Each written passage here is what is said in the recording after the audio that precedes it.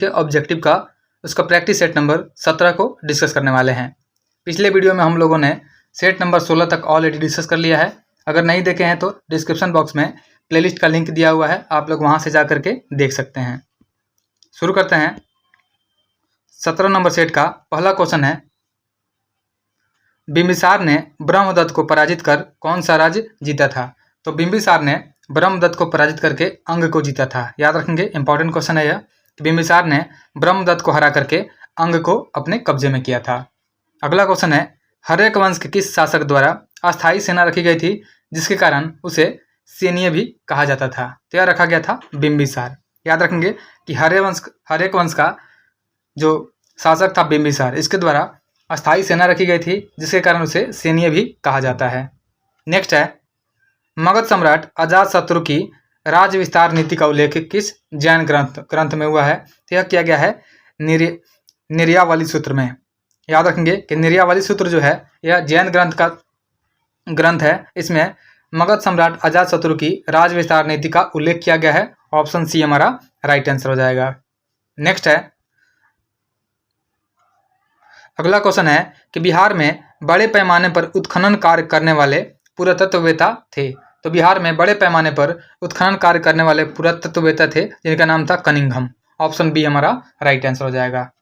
अगला क्वेश्चन है, ज्ञान प्राप्ति के बाद महावीर ने अपना प्रथम उपदेश कहाँ दिया था? तो ज्ञान प्राप्ति के बाद महावीर द्वारा अपना प्रथम उपदेश दिया गया था राजगीर में। ऑप्शन सी हमारा राइट आंसर हो जाएगा। अगला क्वेश्चन है कि प्रथम जैन संगीत का आयोजन कहाँ हुआ था? तो प्रथम जैन संगीत का आयोजन पाटलिपुत्र में हुआ था। ऑप्शन ए हमारा राइट आंसर है। नेक्स्ट है, अगला क्वेश्चन है कि स्वामी सहजानंद की गिरफ्तारी के बाद बिहार किसान आंदोलन का नेतृत्व किसने किया था? तो जब स्वामी सहजानंद की गिरफ्तारी हो गई थी उसके बाद बिहार किसान आंदोलन का नेतृत्व किया गया था। यह किया गया था कार्यानंद शर्मा के द्वारा किया गया था। ऑप्शन बी हमारा राइट आंसर हो जाएगा। अगला क्वेश्चन है, भागलपुर में एक आजाद दस्ता का गठन किया गया था। तो भागलपुर में एक आजाद दस्ता का गठन किया गया था और यह किया गया था सियाराम सिंह के द्वारा। याद रखेंगे कि सियाराम सिंह के द्वारा जो है भागलपुर में एक आजाद दस्ते का गठन किया गया था। अगला है, प्रभावती देवी किस क्षेत्र की स्वतंत्रता सेनानी थी? तो जो प्रभावती देवी थी यह पटना की स्वतंत्रता सेनानी थी। ऑप्शन बी हमारा राइट आंसर हो जाएगा। नेक्स्ट है, अगला क्वेश्चन है, क्वेश्चन नंबर 10 है, निम्नलिखित में से किस वर्ष छपरा को अपराधी जिला घोषित किया गया था? तो छपरा को 1942 में अपराधी जिला घोषित किया गया था। ऑप्शन सी हमारा राइट आंसर हो जाएगा। नेक्स्ट है, अगला क्वेश्चन है, क्वेश्चन नंबर 11 है कि किस वर्ष बिहार कांग्रेस सोशलिस्ट पार्टी का औपचारिक गठन हुआ था? तो बिहार कांग्रेस सोशलिस्ट पार्टी का गठन औपचारिक रूप से ऑफिशियली किया गया था 1934 में। ऑप्शन सी हमारा राइट आंसर हो जाएगा। अगला क्वेश्चन है कि बिहार में किसने एक श्रमिक संघ स्थापित किया था? तो बिहार में श्रमिक संघ का स्थापना किया गया था अब्दुल बारी के द्वारा।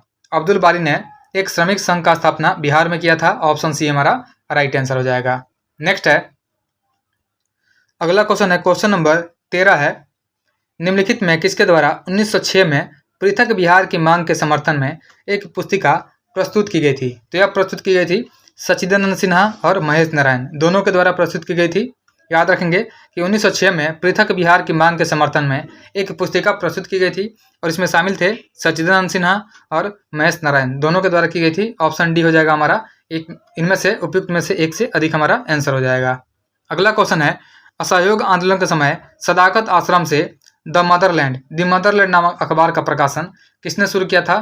तो यह शुरू किया गया था मजहरुल हक के द्वारा। याद रखेंगे कि मजहरुल हक ने द मदरलैंड नामक एक अखबार का प्रकाशन किया था और यह प्रकाशन जो किया गया था सदाकत आश्रम पटना से किया गया था और यह असहयोग आंदोलन के समय में किया गया था।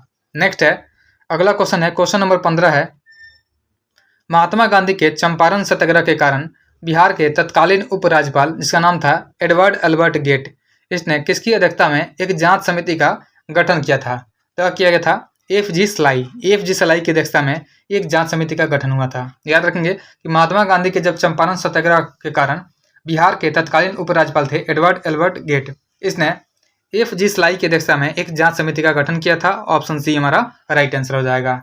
नेक्स्ट है, अगला क्वेश्चन है कि 80 स्तंभों वाले मौर्यकालीन सभागार या राजमहल का अवशेष कहाँ से प्राप्त हुआ है? तो 80 खंभों वाले मौर्यकालीन सभागार या इसी को राजमहल बोल सकते हैं, इसका अवशेष प्राप्त हुआ है कुम्हरार से। ऑप्शन ए हमारा राइट आंसर हो जाएगा।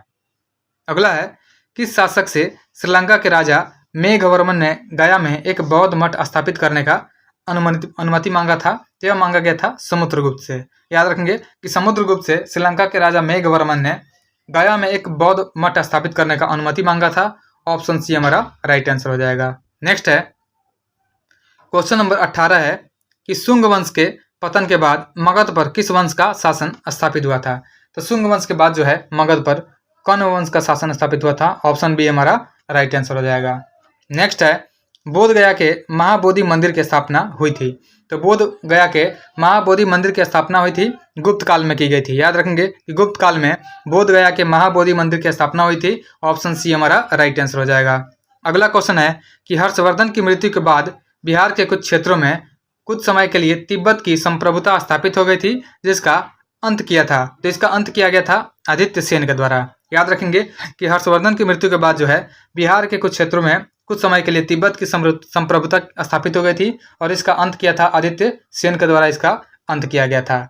अगला क्वेश्चन है, क्वेश्चन नंबर 21 है कि कांग्रेस के तीसरे अधिवेशन में बिहार के कितने प्रतिनिधियों ने भाग लिया था? तो कांग्रेस का जब तीसरा अधिवेशन हुआ था तो इसमें बिहार से 2 प्रतिनिधियों ने भाग लिया था। ऑप्शन ए हमारा राइट आंसर हो जाएगा। अगला है, दानापुर के किस रेजिमेंट के सैनिक टुकड़ियों ने 25 जुलाई 1857 को कंपनी के विरुद्ध विद्रोह कर दिया था? तो यह किया गया था 7वीं इन्फेंट्री, 8वीं इन्फेंट्री और उसके बाद 40वीं इन्फेंट्री, यह सबके द्वारा किया गया था। दानापुर के रेजिमेंट में सैनिक टुकड़ी थी जिसमें 7वीं, उसके बाद 8वीं और 40वीं रेजिमेंट के टुकड़ियों ने 25 जुलाई 1857 को कंपनी के विरुद्ध विद्रोह कर दिया था। तो ऑप्शन हमारा डी हो जाएगा। इनमें से एक से अधिक हमारा आंसर हो जाएगा। नेक्स्ट है, बिहार में बहावी नेताओं में आजीवन कारावास की सजा निम्न में से किसे मिली थी? तो यह दी गई थी अहमदुल्ला को। याद रखेंगे कि बिहार के थे बहावी नेता अहमदुल्ला, इनको आजीवन कारावास की सजा सुनाई गई थी। नेक्स्ट है, अगला क्वेश्चन है, क्वेश्चन नंबर 24 है, निम्न में से संथाल विद्रोह कब हुआ था? तो संथाल विद्रोह जो हुआ था यह 1855-56 में हुआ था। याद रखेंगे संथाल विद्रोह 1855-56 में किया गया था और कोल विद्रोह जो है 31-32 में हुआ था। 1831-32 में कोल विद्रोह और 1855-56 में संथाल विद्रोह हुआ था। ऑप्शन हमारा सी राइट आंसर हो जाएगा। नेक्स्ट है, रेवती नाग को किस संस्था ने भागलपुर में क्रांतिकारी प्रचार के लिए भेजा था? तो रेवती नाग जो है इनको भागलपुर में क्रांतिकारी प्रचार प्रसार के लिए भेजा गया था और यह भेजा गया था ढाका अनुशीलन समिति के द्वारा। ऑप्शन बी हमारा राइट आंसर हो जाएगा। अगला क्वेश्चन है 26 नंबर कि विधान परिषद के सदस्य चुने जाने हेतु योग्यता होनी चाहिए। तो विधान परिषद के सदस्य चुनने के लिए योग्यता होती है कि वह भारत का नागरिक होना चाहिए, कम से कम 30 वर्ष की आयु का होना चाहिए और साथ ही साथ वह किसी लाभ के पद पर नहीं होना चाहिए। सभी जो हो जाएगा योग्यता हो जाएगा, हमारा आंसर हो जाएगा उपयुक्त में से एक से अधिक हो जाएगा। नेक्स्ट है, निम्नलिखित में से कौन पटना उच्च न्यायालय के पहले मुख्य न्यायाधीश थे? तो पटना उच्च न्यायालय के पहले मुख्य न्यायाधीश यह थे एडवर्ड जेम्स चैमियर। याद रखेंगे कि एडवर्ड जेम्स चैमियर जो है ये पटना उच्च न्यायालय के पहले मुख्य न्यायाधीश थे। ऑप्शन सी हमारा राइट आंसर हो जाएगा। नेक्स्ट है, बिहार के किस जिले में खुला कारागार स्थित है? तो खुला कारागार जो है यह स्थित है बक्सर में। याद रखेंगे कि बिहार में जो है खुला कारागार बक्सर में स्थित है। ऑप्शन बी हमारा राइट आंसर हो जाएगा। अगला है, पटना प्रमंडल के अंतर्गत कुल कितने जिले शामिल है? तो पटना प्रमंडल में टोटल 6 जिलों को शामिल किया गया है। ऑप्शन बी हमारा राइट आंसर है। नेक्स्ट है, अगला क्वेश्चन है, क्वेश्चन नंबर 30 है कि बिहार में मुख्यमंत्री कन्या उत्थान योजना की शुरुआत कब की गई थी? तो बिहार में मुख्यमंत्री कन्या उत्थान योजना की शुरुआत की गई थी 2018 में। ऑप्शन सी हमारा राइट आंसर है। अगला क्वेश्चन है, प्रधानमंत्री आवास योजना के लिए केंद्र तथा राज्य सरकारों के बीच वित्तीय अनुपात क्या है? तो प्रधानमंत्री आवास योजना के लिए जो है केंद्र सरकार का जो हो जाएगा यह 60% हिस्सा है और 40% जो है यह राज्य सरकार द्वारा दिया जाता है। याद रखेंगे प्रधानमंत्री आवास योजना में 60% केंद्र सरकार देती है और 40% राज्य सरकार देती है। ऑप्शन सी हमारा राइट आंसर हो जाएगा। नेक्स्ट है, अगला क्वेश्चन है कि बिहार में पहला जिला नियोजन का गठन कहाँ किया गया था? तो बिहार में पहले जिला नियोजन का गठन किया गया था, यह किया गया था मुंगेर में। ऑप्शन सी हमारा राइट आंसर है। नेक्स्ट है, अगला क्वेश्चन है, क्वेश्चन नंबर 33 है कि बिहार राष्ट्रभाषा परिषद का गठन कब किया गया था। तो बिहार राष्ट्रभाषा परिषद का गठन 1950 ईस्वी में किया गया था। अगला है, सेवा का अधिकार अधिनियम को लागू करने वाला भारत का दूसरा राज्य कौन है। तो सेवा का अधिकार अधिनियम इसको लागू करने वाला भारत का दूसरा राज्य हो जाएगा बिहार हो जाएगा। नेक्स्ट है, महाबोधि मंदिर को किस वर्ष यूनेस्को द्वारा विरासत सूची में शामिल किया गया था। तो महाबोधि मंदिर को जो है 2002 में विरासत सूची में शामिल किया गया था। ऑप्शन ए हमारा राइट आंसर हो जाएगा। नेक्स्ट है, अगला क्वेश्चन है कि देश के पहले खादी मॉल का उद्घाटन कहाँ किया गया है। तो देश के पहले खादी मॉल का उद्घाटन यह किया गया है पटना में, यह जो कि गांधी मैदान के पास है। नेक्स्ट है, बिहार को पृथक राज्य के रूप में मान्यता दिलाने में किस राजनेता का महत्वपूर्ण योगदान है। इसमें हो जाएगा सच्चिदानंद सिन्हा। याद रखेंगे कि बिहार को पृथक राज्य के रूप में मान्यता दिलाने का जो सच्चिदानंद सिन्हा है, इनका महत्वपूर्ण योगदान रहा है। ऑप्शन सी हमारा राइट आंसर हो जाएगा। अगला है, बिहार के किस जिले की सीमा नेपाल के साथ सबसे कम लगती है। तो यह हो जाएगा सुपौल। सुपौल का जो है सबसे कम लगता है। ऑप्शन डी हमारा राइट आंसर हो जाएगा। नेक्स्ट है,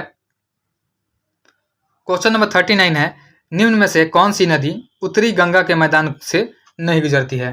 तो यह हो जाएगा पुनपुन। यह दक्षिणी गंगा मैदान में स्थित है। बाकी जो है बागमती और गंडक, कोसी, यह सभी जो है उत्तरी गंगा के नदी उत्तरी मैदान से आकर के गंगा नदी में मिलती है। नेक्स्ट है, बिहार में सर्वाधिक मात्रा में मक्का का उत्पादन कहाँ होता है। तो बिहार में सबसे अधिक मक्का का उत्पादन यह उत्तरी बिहार में किया जाता है। ऑप्शन सी हमारा राइट आंसर हो जाएगा।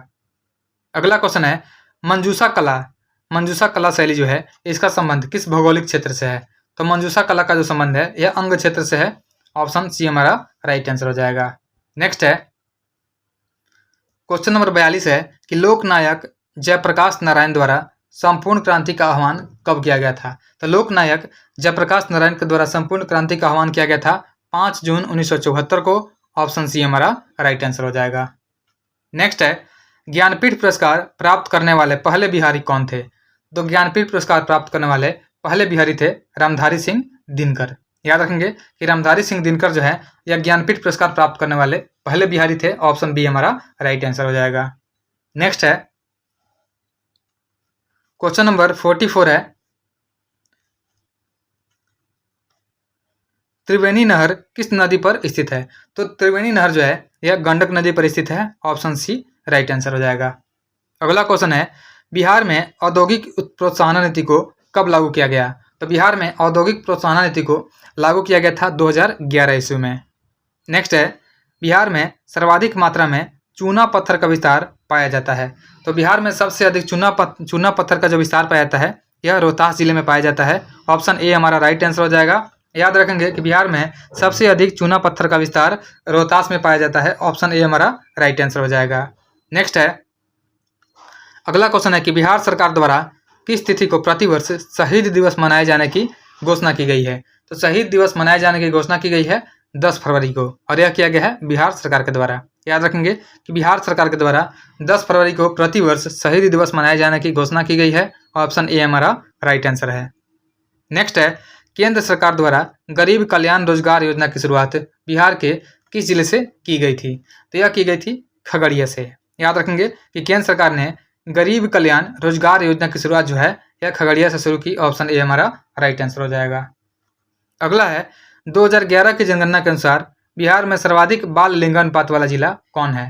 तो 2011 की जनगणना के अनुसार जो बिहार में सबसे अधिक बाल लिंगानुपात वाला जिला जो हो जाएगा यह हो जाएगा किशनगंज। ऑप्शन बी हमारा राइट आंसर हो जाएगा। नेक्स्ट है, लास्ट क्वेश्चन है सेट का कि मैथिली भाषा को किस राज्य सरकार ने द्वितीय राजभाषा का दर्जा दिया है।